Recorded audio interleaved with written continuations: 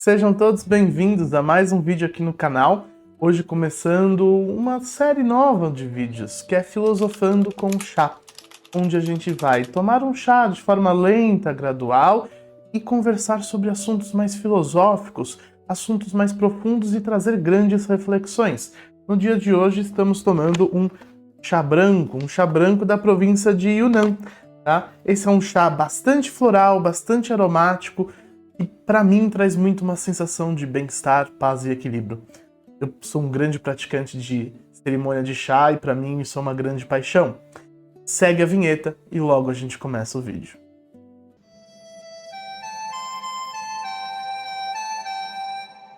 Quanto tempo tem o seu tempo? Essa é uma pergunta muito importante e, inclusive, um dos meus mestres de cerimônia de chá uma vez ele fez pra gente.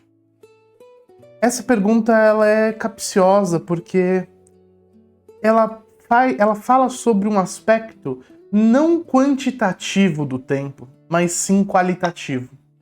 Quando a gente faz a reflexão acerca do tempo, a gente precisa entender que o tempo ele tem duas grandes dimensões. E nesse vídeo a gente vai estar abordando essa primeira dimensão na primeira parte do vídeo e a segunda dimensão, que é muito mais filosófica, mais profunda e mais complexa, na segunda parte. A primeira parte, que é a ideia mais quantitativa do tempo, se refere ao fato de que o tempo é uma verdade que a gente não consegue mudar. Isso significa que, se eu tenho 5 minutos de prática, 5 minutos sempre serão 5 minutos.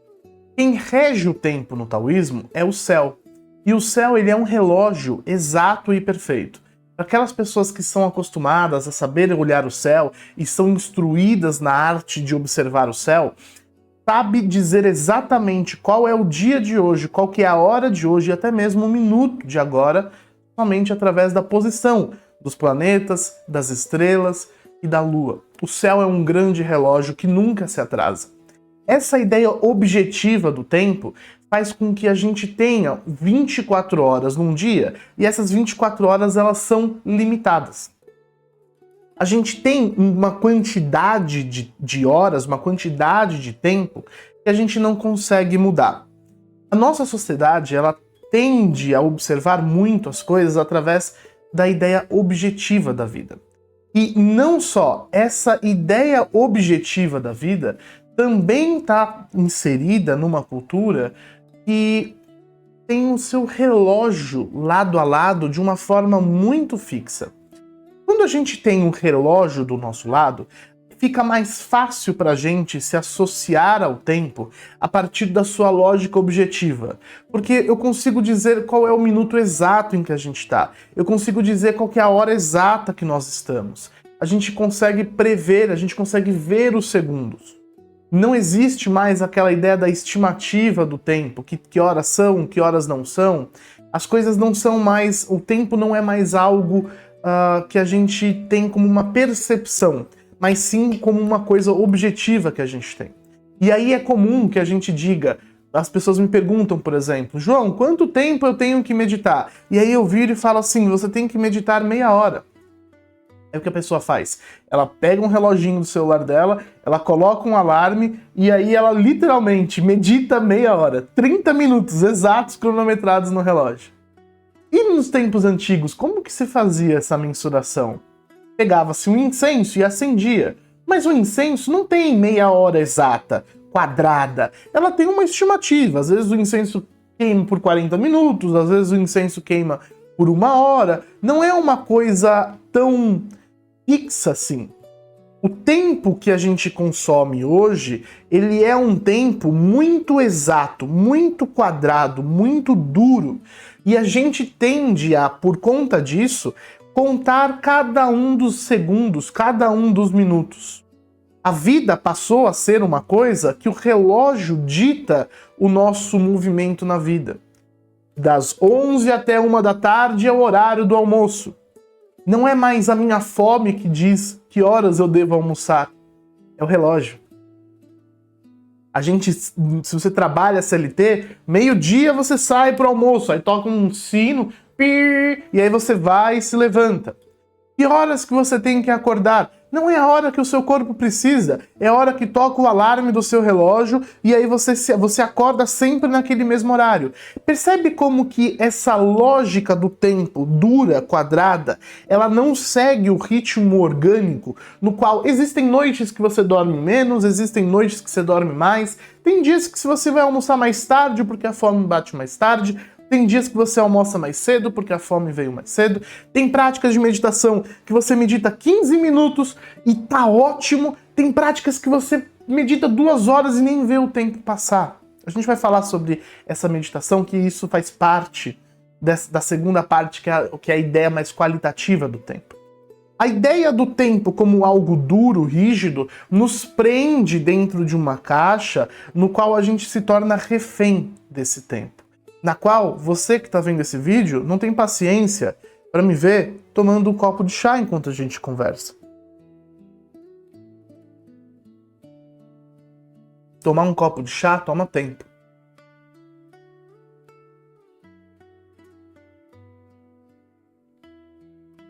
Tomar um copo de chá prestando atenção no chá, prestando atenção nos sabores, prestando atenção nos aromas, na energia, prestando atenção em como sua mente está, isso tudo toma tempo.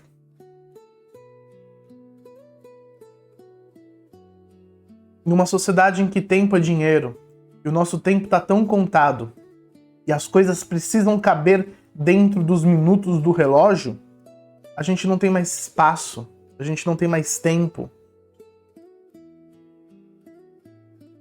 para simplesmente apreciar um copo de chá. Para simplesmente parar um pouco aquilo que a gente está fazendo e talvez demorar um pouco mais para a nossa entrega, demorar um pouco mais na meditação, demorar um pouco mais fazendo alguma atividade do seu dia a dia para prestar atenção no que você está fazendo.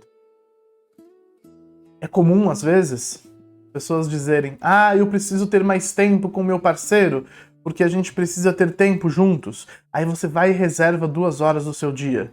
Só que essas 2 horas, elas estão dentro dessa lógica, desse quadrado, e às vezes você não quer estar ali dentro daquelas 2 horas. Sempre que a gente coloca uma atividade dentro de um quadrado de umas 2 horas, isso é a gente se forçando a fazer uso daquele tempo daquela maneira. Mas isso não diz se estamos aproveitando aquele tempo. Isso não diz que aquele tempo está sendo útil, frutífero, de que de fato estamos fazendo uso daquele tempo. Quando eu comecei a prática da cerimônia de chá, uma das primeiras coisas que o meu mestre disse pra gente foi: primeira coisa que você precisa fazer é aprender a tomar chá. E o primeiro passo para que você aprenda a tomar chá é aprender a abrir espaço na sua agenda, na sua vida, abrir espaço no seu tempo.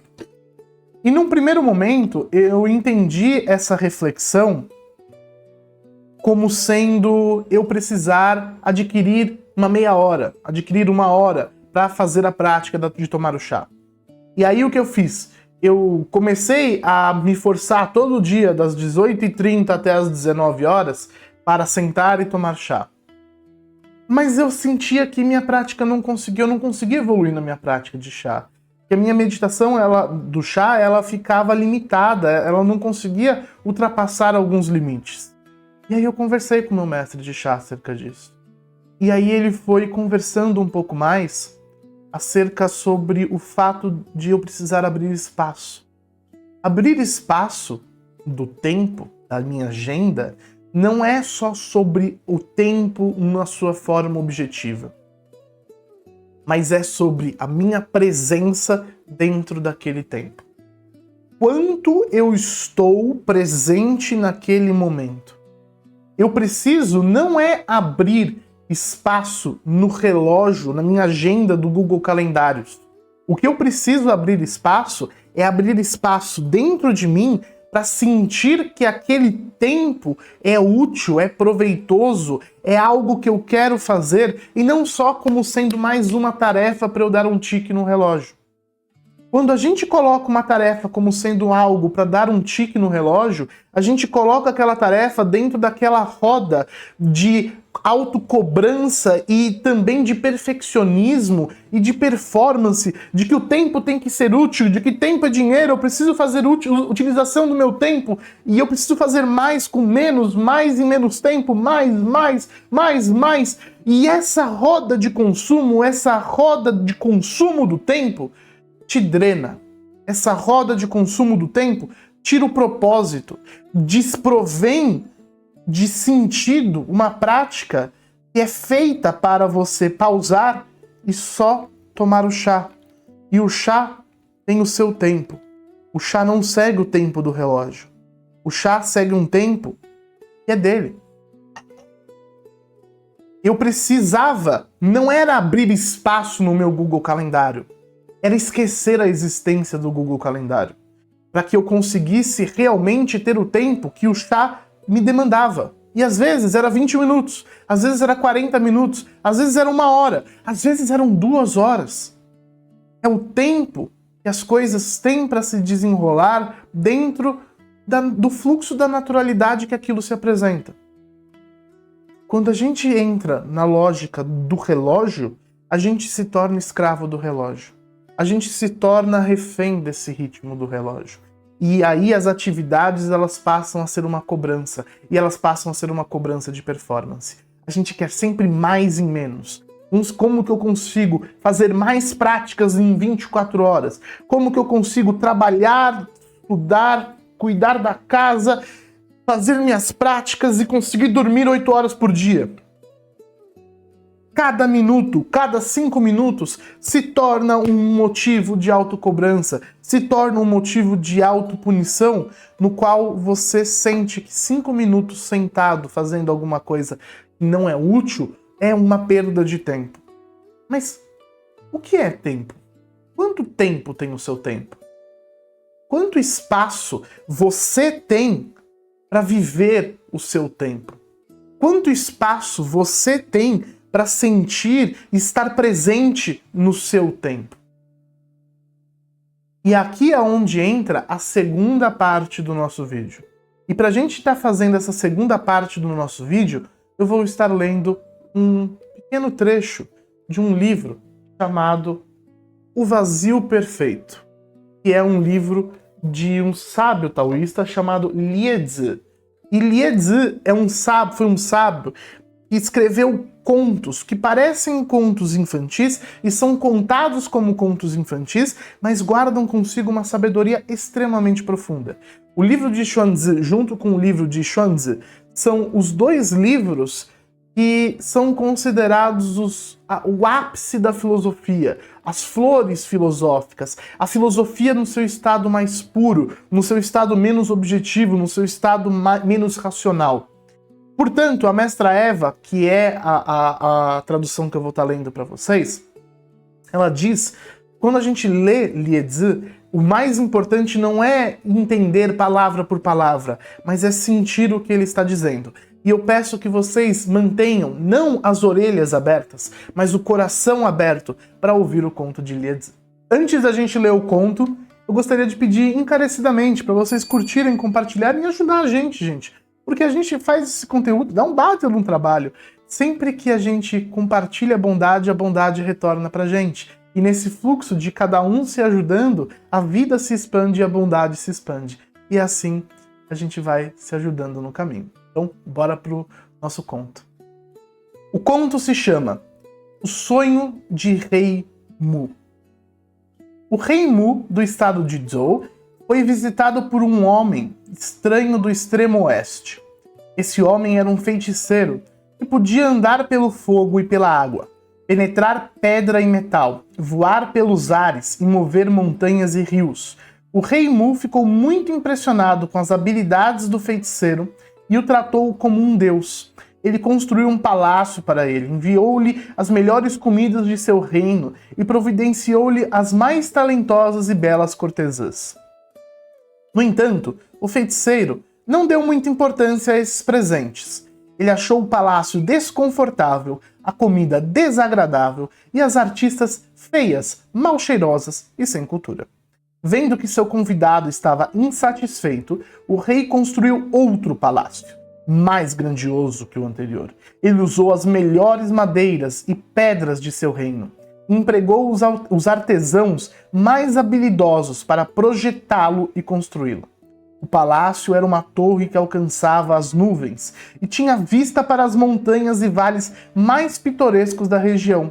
O rei Mu o chamou de Torre no Meio do Céu. O rei também reuniu as jovens mais belas e gentis do reino e forneceu a elas joias e sedas, borrifou-as com perfumes aromáticos e as enviou para atender às necessidades do feiticeiro. Ele convocou os músicos mais talentosos para tocar e a melhor música já escrita. Todos os meses ele recebia roupas e iguarias que eram inigualáveis. O feiticeiro ainda não estava insatisfeito. Mas, vendo que o rei havia feito o seu melhor, ele aceitou os presentes com relutância. Pouco tempo depois, o feiticeiro convidou o rei Mu para viajar com ele para seu país no oeste, dizendo ao rei para fechar os olhos e se segurar em sua manga. Ele voou para o céu. Quando o rei abriu os olhos, ele se viu no país do feiticeiro. Entrando nos terrenos do palácio, ele viu que os edifícios eram decorados com prata e ouro. Jade, pérolas e outras pedras preciosas adornavam as paredes e janelas. O palácio erguia-se sobre uma cama de nuvens, acima da chuva e das tempestades. Tudo o que ele via, ouvia e vivenciava era desconhecido em seu mundo. Foi então que o rei Mu percebeu que os deuses deviam desfrutar de tais luxos em seus palácios celestiais. Comparado a isso, seu próprio palácio parecia um casebre miserável. Rei Mu disse a si mesmo: eu nunca vi nada parecido com isso. Eu não me importaria de ficar aqui 10 ou 20 anos. Seus desvaneios foram interrompidos pelo feiticeiro que o levou para visitar ainda outro reino.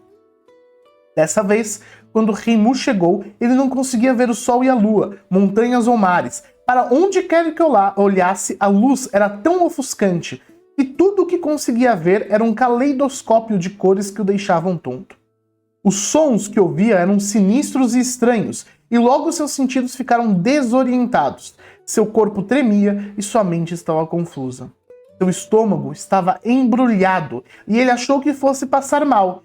Ele rapidamente pediu ao feiticeiro para tirá-lo de lá, ou enlouqueceria.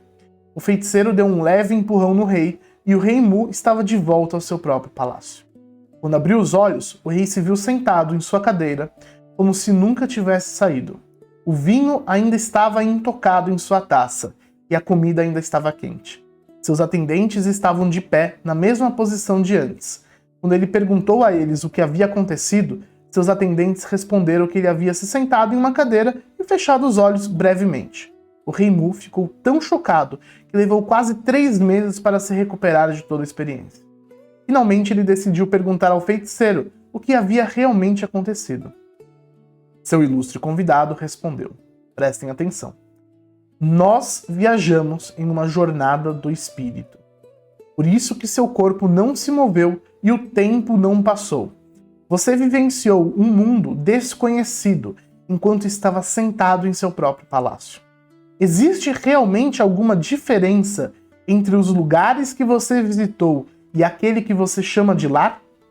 Você ficou chocado e desorientado porque se sente confortável com o que chama de permanente e fica nervoso com as coisas que considera transitórias. Suas reações são o resultado de uma mente pregando peças em você. Quem posso dizer quando e com que rapidez uma situação se transforma em outra? E qual é real e qual não é? Depois que Mu ouviu isso, ele se aposentou da política e ordenou que seus atendentes preparassem uma carruagem e cavalos para uma grande excursão pelo seu reino. Ele viajou para terras estrangeiras, onde foi recebido por senhores, e em um dos lugares que visitou, o chefe tribal ofereceu-lhe sangue de gansos da neve como bebida e lavou-lhe os pés com leite de vaca e de cabra. Em seguida, o rei subiu as montanhas Kunlun, onde vislumbrou o palácio do Imperador Amarelo e construiu um memorial para que as gerações futuras se lembrassem desse poderoso governante. Depois ele visitou a Dama do Oeste, que ofereceu um banquete em sua homenagem e o entreteve com danças e músicas. O rei cantou um dueto com a Imperatriz Celestial, mas a música apenas evocou sentimentos de tristeza. Quando o sol começou a se pôr nos céus ocidentais, o rei Mu percebeu que havia viajado mais de 10.000 milhas em um dia. Ele suspirou e disse: em vez de usar meu tempo para governar o país e cuidar dos meus súditos, passei esse dia cantando e me divertindo. Provavelmente serei visto como um tolo pelas futuras gerações. O rei Mu não era divino, não era um imortal, e ele aproveitou a sua vida plenamente e morreu quando chegou a sua hora. Todos acreditavam que ele havia se tornado um deus e subido aos céus, mas o rei Mu não era divino. Sim, tem muitos ensinamentos esse pequeno conto. Muitos ensinamentos esse pequeno conto. Se a gente fosse ficar falando desse pequeno conto, eu conseguiria criar um curso para vocês. E eu não estou brincando. Mas, aqui eu quero me ater a um fato.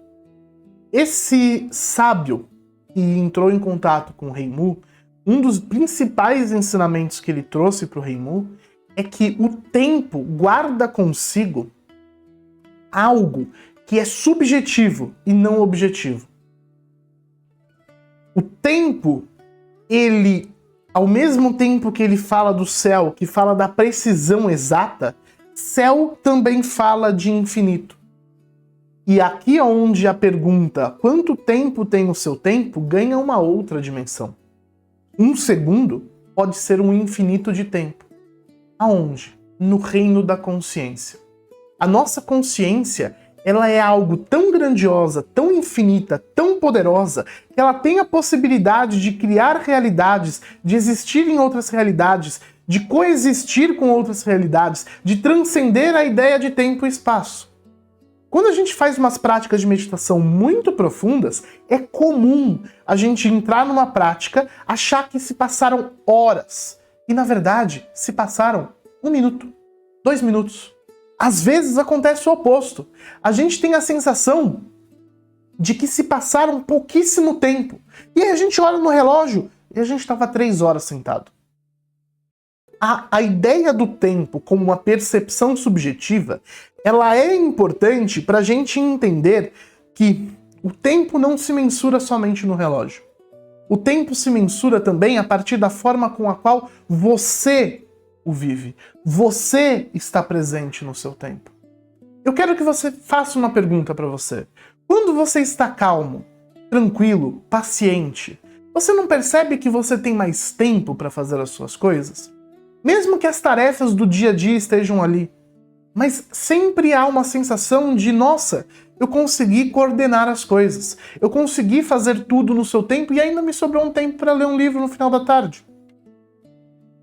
O tempo não é só sobre o relógio, é sobre a sua presença dentro dele. É sobre o quanto vivo você está naquele momento, quanto vivo você está naquele tempo. Quanto mais presente de consciência estamos no nosso tempo, mais cada segundo é vivido com intensidade, com coração, com alma. E quanto mais alma, consciência e coração existe nos nossos segundos, é como se a nossa vida se estendesse. É como se toda a nossa vida fosse como se fosse aquele abraço que a gente sente que dura uma infinidade. Aqueles momentos da nossa vida em que a gente esquece que o tempo passa e a gente só existe dentro dele, e quando a gente faz isso, a gente percebe que a gente consegue usufruir muito mais do tempo, porque a clareza mental permite a gente de administrar essa parte dura, objetiva do tempo com muito mais sabedoria, com muito mais direcionamento. A gente consegue fazer mais em menos tempo a partir de fazer menos. Fazendo menos, tirando a cobrança, tirando o tic-tac do relógio duro, mantendo e cultivando o espaço interno, mantendo e cultivando a presença de espírito, a gente consegue fazer mais uso do nosso tempo. Quanto mais calmo, quanto mais paciente, quanto mais centrado, quanto mais no aqui e agora você tá, mais valioso é o seu tempo, mais fácil de usá-lo ele é. E isso é muito interessante, tá? Porque essa pergunta de quanto tempo tem o seu tempo, quando a gente extrapola para essa parte subjetiva, ela ganha uma camada muito profunda, ela ganha uma camada muito sutil. E só vivendo isso, só percebendo isso, você vai ter esse entendimento de fato. A coisa que eu mais consigo trazer aqui para vocês é: vocês já tiveram algum abraço que você sentiu que durou uma eternidade? Como que você ficou depois desse abraço? Como foi seu dia depois desse abraço?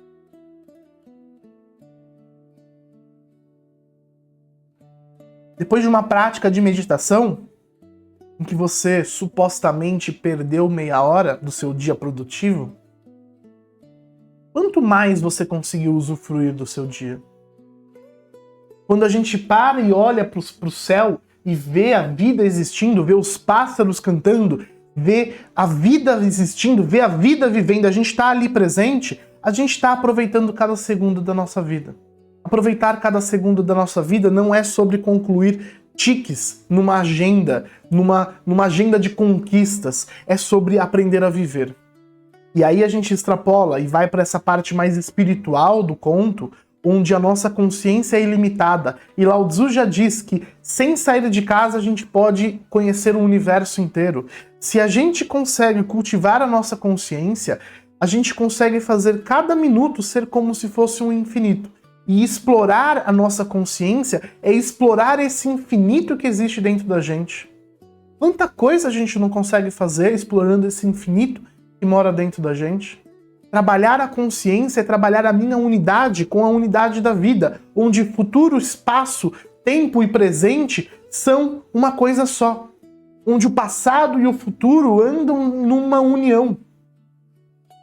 Isso faz parte da transcendência espiritual. Transcender a lógica linear do tempo. Transcender a presença, transcender o espaço, transcender a nossa consciência que está muito dura e rígida a uma lógica de que usar o tempo é sempre mais, mais, mais e mais. Querer dominar o tempo é como querer dominar o tal, é como querer dominar a vida. E Lao Tzu também já dizia, aquele que tenta controlar a vida, aquele que tenta possuir a vida, perde aquilo que tenta possuir. Por isso, gente, permita o tempo fluir através de você, sem que você tenha controle sobre ele, sem que você tente o dominar, sem que você tente o conquistar. Seja leve com o uso do seu tempo. Deixe as coisas viverem o tempo dela. Deixa a louça ter o seu tempo de existir. Deixa o seu atendimento não durar 1 hora, mas durar o tempo que for necessário. Deixa o seu chá existir no tempo que ele exigir. E isso vai te obrigar a saber administrar melhor a parte objetiva do tempo. Eu sei que nem sempre é possível, mas a gente pode criar esses espaços de infinito dentro da gente, através do cultivo da nossa consciência, através do cultivo do nosso coração, através do cultivo de uma espiritualidade firme, forte e realmente efetiva. É por isso que no taoísmo a gente tem 5.000 anos de história, onde as práticas que a gente faz já foram vivenciadas por inúmeros mestres. Quem sabe até mesmo esse sábio que está no conto do Rei Mu. Todas essas práticas, elas são feitas com um começo, meio e fim para permitir que a gente cultive esse espaço interno, para que a gente consiga viver, experienciar e ter esse entendimento da infinitude do tempo. O taoísmo é para mim uma paixão e eu espero que vocês gostem. Se você se interessou por esse vídeo, curte, compartilha e aí comenta aqui se vocês gostaram, diz o que vocês acharam desse formato. E a gente vai trocando figurinhas. Até a próxima!